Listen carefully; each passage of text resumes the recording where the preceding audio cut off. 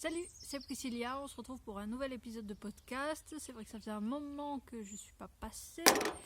Ça fait un moment que je dis que je vais en faire un aussi. D'ailleurs c'est bien, j'ai oublié de prendre les questions qu'on m'a posées sur Instagram. J'ai demandé pourtant, j'ai oublié de les noter. C'est bien. Bref, je voulais tourner la semaine dernière. Tu vas vite comprendre et vite entendre que je suis en fin de rhume. Alors ce n'est qu'un rhume, on ne s'inquiète pas. Mais j'avais complètement le nez pris. Enfin là, j'avais un mal fou à parler. En fait, c'était incompréhensible. Je pense que je vais encore parler un peu du nez aujourd'hui.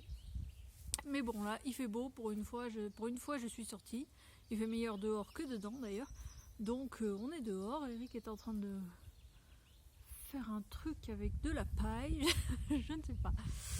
On va essayer de ne pas trop s'attarder. Tout simplement parce que je n'ai pas beaucoup de choses à montrer. Je n'ai pas regardé l'autre épisode pour voir ce que je vous disais la dernière fois.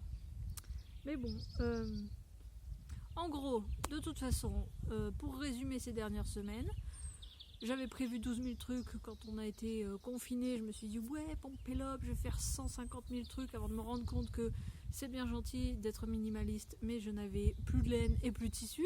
Donc en fait, je suis super restreint. Et en fait, pour économiser un peu le fuel, on a décidé de couper la chaudière et donc, honnêtement, j'ai froid. Voilà, donc je sais pas comment toi tu fonctionnes, mais moi quand j'ai froid, j'ai surtout très très froid aux doigts, donc je ne fais plus rien. Voilà. Non, ça va, j'ai un peu de craie sur la... Je me suis amusée à dessiner. Bref, j'ai un peu de craie sur la main. Voilà, j'ai pas fait grand chose et puis il y a eu du changement, donc je te dis ça très vite. Donc la première chose que j'ai fait, parce que j'avais vraiment froid, je me suis ressortie. Oh là là, alors j'espère que le soleil ça ira, mais voilà. Je me suis ressortie un coupon de moumoute que j'ai depuis un moment, un bout de jersey qui traînait, et je me suis fait une méga écharpe, voilà, avec deux pressions de chaque, enfin une pression en l'occurrence, une pression de chaque côté, ce qui fait que vraiment, quand j'ai vraiment très très très froid, hop,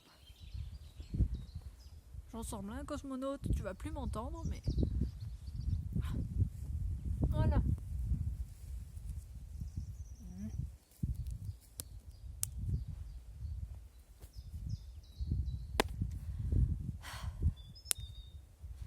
Et là j'ai plus froid du tout.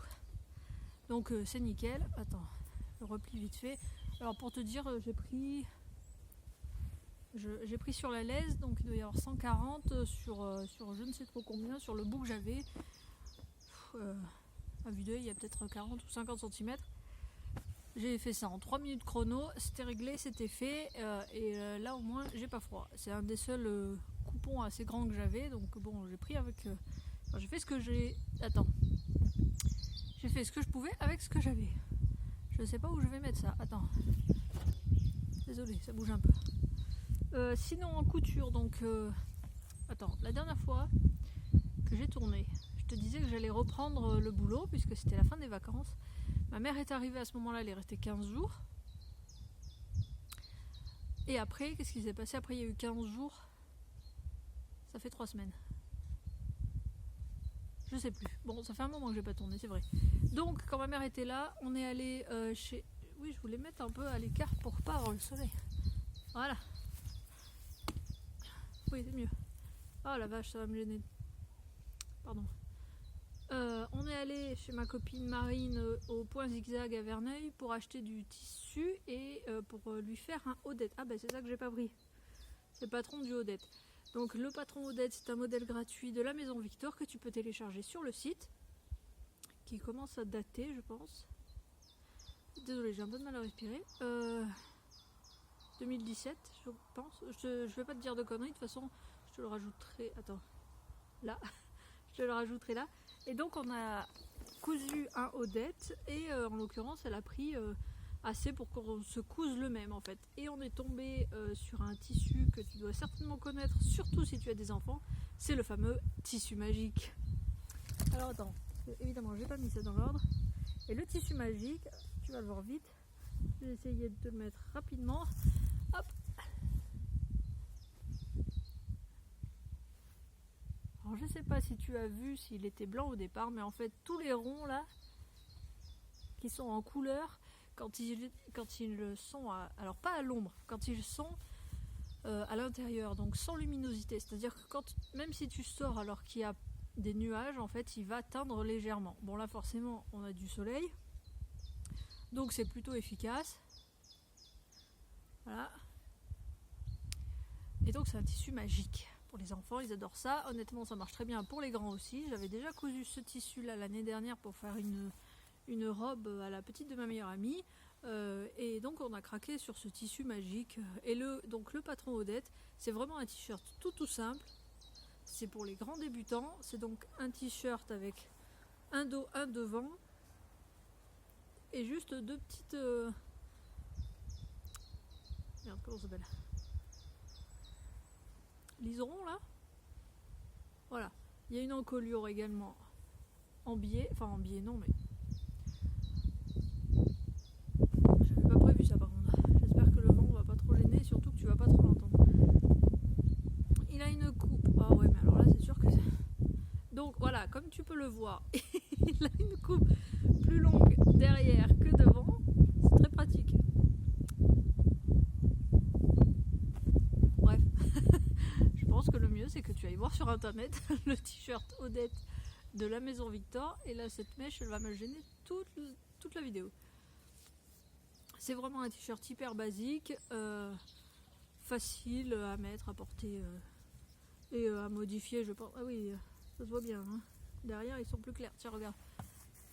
Là au soleil et un peu moins au soleil. Tu vois, ils sont un peu plus clairs déjà.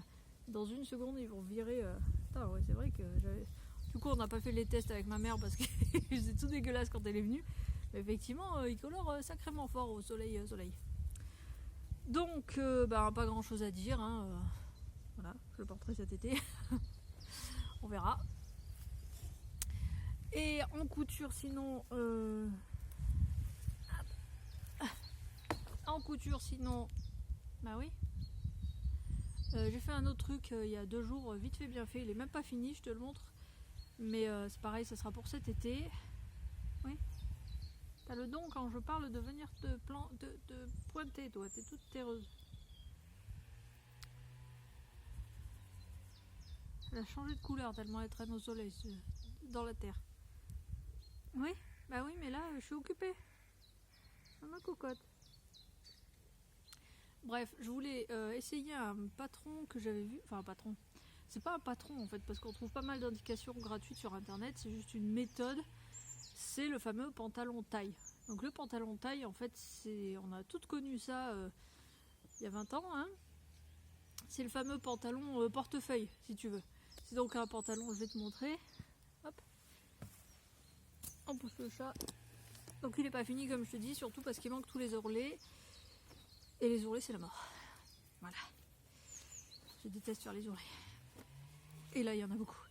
Ah oui alors pareil. Le voisin qui ressort la tronçon, j'espère que tu vas pas trop l'entendre. Voilà. Donc en fait c'est tout con, c'est tout simple. C'est juste hop, un pantalon en fait. Voilà, il y a juste deux jambes donc ouvertes. Attends. J'espère que tu vas pas trop entendre le voisin. Complètement ouvert donc, que tu noues d'un côté à l'arrière et d'un côté à l'avant. Alors je vais te montrer vite fait, mais alors avec le pull moumoute et tout, je te promets pas le saillant de la tenue. Attends. Hop, les. Je vais peut-être se vautrer. Hop. T'as besoin de quelque chose, Doudou? Je t'ai dit que j'avais mis des pépins de pommes Je sais que t'as enregistré là. dans le carré où il y a le cyprès dégarni là. Oui. Bah ça y est, il germe. Oh, c'est trop cool. Le gars, Du coup, je vais mettre plein de pépins de citron à côté. Le citron, c'est facile à pousser. Hein. Il y a d'autres, il y a pommes, poires, on en a plein, on a tout ça. Ouais. Je vais mettre toutes les graines d'arbres dedans. Pousse-toi, qu'est-ce que c'est? Donc, j'ai fait une ficelle derrière. Je prends. Je vais y arriver. Voilà. Alors, c'est comme je te dis, c'est hyper saillant hein, avec ma tenue déjà. Et voilà. Pantalon taille. Avec méga poche. Non mais voilà, donc en fait c'est un pantalon qui est donc forcément complètement ouvert. Hein, mais bon, t'es quand même loin d'avoir le cul à l'air. Surtout que j'ai fait assez large pour être vraiment englobant. Il est haut. Et donc il faut que je fasse tous les ourlets. Voilà. Et ça me désespère d'avance. Hop. Donc je l'ai fait dans un tissu qui traînait à la maison, que j'avais acheté dans une friperie il y a 1000 ans au moins. Je voulais vraiment faire un essai avant, surtout sur les calculs, puisque en fait forcément sur internet tu as à peu près toutes les mesures du monde. L'idée étant surtout d'essayer de les adapter pour toi. Parce qu'on trouve des patrons, mais en taille 36-38, bon, comment te dire, si j'avais suivi les tailles, j'aurais jamais fermé le pantalon.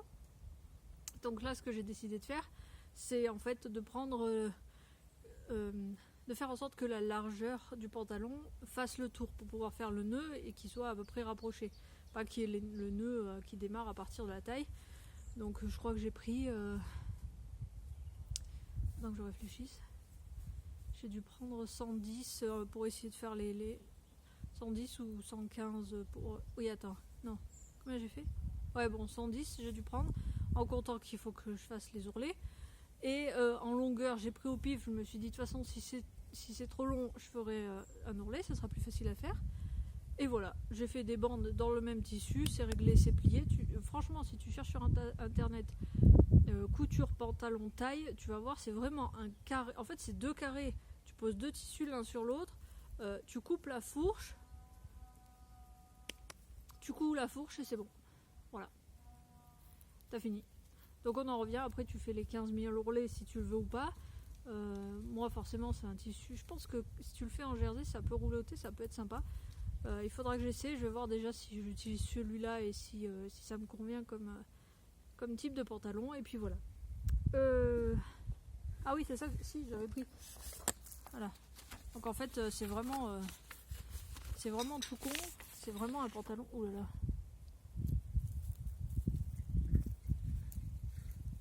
Voilà. Oui 105 j'ai pris. Donc tu vois c'est vraiment voilà ça, tu plies ton tissu en deux, tu le coupes dans la pliure et après tu coupes là et tu couds juste la fourche. Et c'est réglé. Donc bon clairement c'est facile. Hein. Ensuite j'ai fait un tout petit peu de broderie en cours. J'en ai fait parce que je m'emmerdais. Je me suis dit que c'était facile et en fait comme tout bah, ça se fait pas en 10 minutes hein. Ça c'est quand tu y crois. Donc hop, ah oui c'est pas... oh, ou alors je m'avance carrément, on verra. J'ai fait cette petite broderie donc sur un tissu kaki qui est vraiment kaki hein, malgré la couleur. J'aurais pas dû mettre là en fait, c'est pas grave. Voilà, ouais tu vois bien, voilà là tu vois bien la couleur. Petite broderie vite fait bien fait. C'est une image que j'avais trouvée dans un magazine de broderie. Alors là pour le coup ça fait vraiment 1000 ans que je l'ai. Et donc je vais faire une autre broderie du même magazine. Pardon, excuse-moi. Oh là là. Ouais voilà. C'est une petite sur une balançoire. Je trouve ça très sympa. Et en fait j'ai décidé on va certainement en faire je vais certainement en faire un cale-porte. Tout simple avec les deux broderies des deux côtés pour essayer de caler la seule porte qu'on ait et que les chats s'empressent d'ouvrir en grand à chaque fois qu'il y a un passage. Parce qu'en même temps on veut pas la fermer, les chats grattent à la porte et c'est surtout que bon on veut pas les empêcher de rentrer dans la chambre non plus. Voilà, tout ça je te raconte ma vie, ça fait déjà 14 minutes. En tricot, donc pas de crochet. Non pas de crochet, ça fait super longtemps que j'ai pas fait de crochet. Mais jusqu'au bout elle va m'emmerder cette... J'espère vraiment que le vent va pas déranger le son. Et sinon je recommencerai, c'est pas grave. En tricot, la dernière fois je te parlais du futur ouvrage que je voulais faire qui était un patron de Mélina qui était le Notesse. Il y a vraiment du vent, j'espère vraiment que ça va pas déranger le micro. Ah, noir et blanc c'est cadeau, hein. Voilà. Quoique ça se voit encore bien, hein. Heureusement qu'elle l'a fait en deux couleurs très distinctes. Qui est donc... Attends. le Notès de Mélina Ami. Et que je voulais tricoter avec le fil de Capé Karine, voilà, de Kérine Hansmad. Je t'en avais parlé la dernière fois. Oh, je crois qu'il y avait un...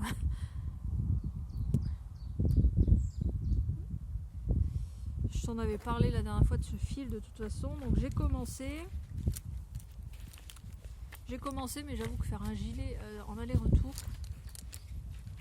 vraiment le bout, merci. Le retour, les mailles en vert et moi, finalement, ça me saoule. Mais ça me saoule. Hop, donc ça c'est le dos. Forcément, le devant, il y a deux devants. C'est un gilet. Ouais, en fait j'aurais dû complètement me tourner. C'est pas grave. Donc j'ai quand même bien avancé. La laine est super douce. Je suis très très contente parce que je me dis que ça va vraiment être un truc que je vais porter. C'est vraiment une laine qui est... Enfin, surtout quand à côté je tricote de l'acrylique ou du Ziman, tu vois. Donc voilà. Alors le seul problème par contre, si je parle dans ma moumoute ça va pas le faire, c'est qu'il y a eu un changement dans nos vies dernièrement qui fait que je ne vais pas pouvoir tricoter ce gilet, tout simplement parce que je suis enceinte. Voilà, ça va faire cette semaine. Oui, c'est ça. Ok. C'est rigolo les podcasts quand il y en a un autre qui passe derrière et qui saute ta gueule. Va jouer avec les patates. Ouais. Donc je suis enceinte dans cette semaine. Et donc forcément il va y avoir du changement sur la chaîne, hein. Tu vas vite te rendre compte que mes tricots et mes coutures vont vite changer. Et c'est surtout que ce tricot là du coup je l'ai complètement arrêté parce que je trouve ça particulièrement con de tricoter un gilet que je vais mettre à peu près 10 ans à tricoter, parce que c'est pas comme si j'allais le tricoter en 3 semaines et puis le mettre maintenant. On va pas se mentir, ce gilet là il est prévu pour l'année prochaine, sauf que l'année prochaine, donc je devrais accoucher fin d'année, je ne crois pas une seconde que je vais retrouver la taille que j'ai aujourd'hui. De toute façon, même si c'est le cas, ma morphologie aura changé. Donc je vais pas m'amuser à passer des semaines à tricoter un super gilet que j'adore d'avance avec une laine magnifique et ne jamais le mettre. Et le détricoter. À ce moment-là, je le tricote pas du tout. Comme ça, c'est clair. Donc là, je l'ai laissé là comme ça pour te montrer un peu le rendu vite fait. Très vite fait d'ailleurs. Mais il est voué à repartir en pelote, enfin en cake très très rapidement. Du coup, comme je te dis, les prochaines coutures, les prochains tricots seront quand même plus basés. Alors les coutures, j'aimerais me faire pas mal de coutures, enfin pas mal. J'aimerais me faire des vêtements de grossesse parce qu'il y a un moment où cet été je serai à 5-6 mois je crois. Bon bref, ça va être la période où ça va commencer à se voir. Et après début d'hiver où clairement ça se verra beaucoup. Donc j'ai déjà repéré des patrons. Je pense quand même que je vais bidouiller parce que c'est des patrons un peu chers. Et c'est forcément pas des patrons que je vais réutiliser éternellement. Donc j'ai trouvé des astuces sur internet pour modifier certains patrons que j'ai déjà ou modifier facilement un t-shirt par exemple. C'est qui Ivan S. Elle a fait des articles sur son blog, je crois qu'elle en a fait 5 ou 6, vachement intéressants, où justement elle explique comment elle modifie ses patrons à elle, mais comment techniquement tu peux faire pareil sur tous les autres patrons. Donc c'est vraiment très bien fait, très bien détaillé avec plein d'astuces. Donc je vais vraiment m'orienter là-dessus. Et donc en tricot, j'ai commencé. Alors c'est bien que de toute façon j'ai plus de stock, c'est ce que je t'ai dit, j'ai très peu de stock. L'avantage des tailles bébé tout petit, c'est que c'est tout petit, donc ça rentre dans pas beaucoup de pelotes. J'ai donc commencé à tricoter avec ce que j'avais dans stock. Un pull que j'ai déjà fait, si tu me suis depuis longtemps tu l'as déjà vu passer, c'est le Boy Sweater de Lisa Chemery. Je sais pas ce que tu vois, oui. Donc c'est un pull que j'ai fait par 2 fois pour mon neveu qui a 6 ans maintenant. Oui, c'est ça, 6 ans. Et comme en fait je suis... tu vas vite le comprendre au fil des épisodes. On est vraiment dans une optique non genrée, donc en fait je fais ce qui me plaît, avec les couleurs qui me plaisent, et que ce soit une fille ou un garçon, de toute façon, ça m'importe peu. Donc j'ai commencé, j'en suis là, il faut que je sépare les manches. Alors forcément c'est tout petit, là j'ai fait la taille 1 à 3 mois, donc forcément c'est minuscule, avec avec la Cheap G's Tonewatch. Alors c'est coloris Pink Quartzite, oui bon bref. Non pardon, ça marche mieux dans le bon sens. Ça marche mieux dans le bon sens. Voilà, donc du coup l'avantage c'est que ça va super vite, ça consomme rien.